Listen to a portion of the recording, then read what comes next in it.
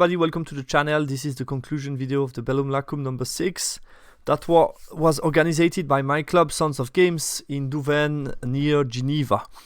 First of all, about the result. So I started at the bottom and I put here some small stars with numbers about the opponent that we face, where they are on the table. It's always something interesting to look at the end of the tournament.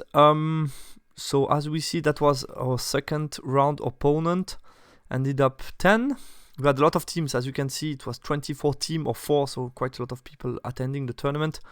And this is the first part. So we ended up first by winning the last round against TRC, that ended up just short of the podium, as you can see, really close. From the 10th place, which ended up, or even the 11th place, it's 206. So it's only 22 points between the 3rd and the 11th, so quite close affair. The Italian team Piloli, featuring multiple old ETC player from Team Italy, ended up 2nd. They did really well, congrats to them. We played against them on the 3rd round. The second Italian team ended up being 7th. That's the team we face on round number 4. And yeah, the final against TRC that ended up just below the podium. A bit unfortunate for them, obviously, to not be on the podium. And really close also, the team Le Village did really strong tournament, as they did already in the French Interregio a couple of months ago. So yeah, quite happy about that. It's great to win this tournament. Never won it before. Last year we were 3rd, and this time we are able to win it, and in a good way. We face good opponents, strong teams, interesting games, so really happy about the tournament experience. This is individual point, just to show you what ended up being top. As you can see, our teammate Coco ended up 4th with 78 points. Then we have basically aggro list. We have the Benji's list that you saw in my last battle report. Germain was playing a bit MSU aggro VC with 3 Monstrous Revenant, 2 Varkolak, raised spell, movement spell, and so on. And Vince, here you have the list, was playing basically 2 Mino Warlord, an Adept Evocation, Chieftain BSB with Great Totem Bearer, only Mongrels as scoring unit, then Mongrel Riders, 3 Chariot, 2 unit of Gargoyle as Chaff, 2 Gortax, 2 Jabberwock. So very aggressive, around 4 monsters and 2 Mino Warlord basically. Really strong list, and he ended up finishing with the higher amount of points. About my list, just put it here as a reminder. And also the picture. Unfortunately, I didn't take a picture on the table, how it looks like on my presentation board. That's what I meant. So my usual matrix, you know I like analysis, so this is the matrix where I put everything that happened for my unit during the 5 game of the tournament. So I ended up doing 28, 14, 15, 9, which leads me to a total of 66 over 100 points total, which is not bad, less than last year, but not bad if I compare it to my estimation. So I had a green matchup round 1. I had what I felt was a green round 2, but was definitely yellow, where I have most of my regrets. As you can see here, I always put the performance feeling as well. I felt I didn't play well this round. I have a couple of regrets. Definitely, for me, one of the key factors was the lack of experience against new SA book, leading me to wrong estimation, then wrong game plan. Plus, I made a good amount of suboptimal choices on the micro level as well, which led me to losing this game. So well-deserved loss. But yeah, definitely room for improvement in this game. And the rest, I felt okay the way I played. Having a yellow or an orange here that I could have as well won. It was basically a matter of who had more luck with Magic. And then the games against Moro, game 4, which was for me also positive on all the grounds. So I won 2 secondaries and draw 3 times, 2 times on secure, 1 time on spoil. If we look at the unit, so Great Khan didn't find much. I didn't really test his build in a duel. That cost a bit more than the classic build, but still some key output in the close combat round 3. The Khan BSB was within the Bruiser unit, so it's more or less the same. We will talk about Bruiser later. And then the 2 Shaman. I had some high variance. I think if you want to look at it, you should look game number 1 and game number 5. For me, it shows what it can do and what it can't do sometimes.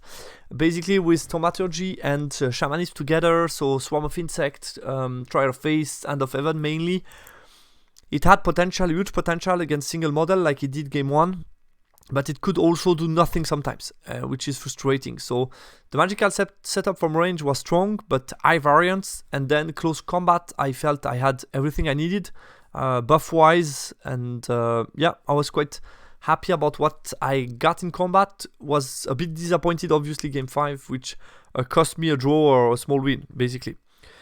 But solid output from the magic, and still shaman that were in the main unit, so added some wounds in the bruiser block, which was also key in the core setup. The bruiser unit for me gets the MVP of my tournament, because basically they did a huge job game 3, holding and even winning to the counter charges, scoring, zoning in other games. So they did for me an important job in the list, and I'm happy to have Bruiser back instead of Tribesman in my main block. I was quite happy about the strengths and what they bring, basically. And then my 3 darts or smaller unit did good job. I mean, between chaffing, scoring, and try stuff, I felt they are really versatile and useful pieces in my list. So the core setup was a big satisfaction in this list. That was a bit last minute adjustment to put only 8 bruiser instead of 10 to add another unit of Tribesmen, and I didn't regret this choice. Scratapult, again, a piece a bit like my shaman with high variance. I needed them mainly in 2 games, game number 2 and game number 4. They did an amazing job game number 4 and definitely were key in getting the wins and got MVP of the game, but didn't do anything at all on game number 2, where I needed them to basically cripple his main block to be able to push more and get more my Death Star in the game. So yeah, they did a great job game 4, I cannot deny that. They did nothing game 2, where I would have won something. And then what's for me the tiebreaker is then close combat output. I expected in the games that they don't do a lot from range, that I at least can provide something, some support, chariot charges and stuff, getting rid of small stuff. And basically for me, yeah, I was just disappointed, especially game 3, where one of the Scratapult mainly died because of a Wrath of God that was too close, okay. But second one, yeah, I didn't manage to do well, and both just ended up struggling in combat, basically. And it was just not up to my expectation. I feel they bring decent combat abilities plus good range damage for the price, so I felt they are okay. It's just not what I needed in the list, basically, or not what I wanted. But like I said at the beginning, it was also for us a meta choice to say it's team of 4, so it's easier to get what you want, and we felt this could be a good answer to New Saurian, maybe with big blocks, to some elves, and definitely to the Vermin Swarm. Then the Tusker unit, quite happy about what they did. I think they did some good job, both unit. The second one was really effective for the price, I felt. The big one, sometimes you go a bit out of bubble, you have to be more careful, but both unit did good job and got me good points in close combat, so I was quite happy about that.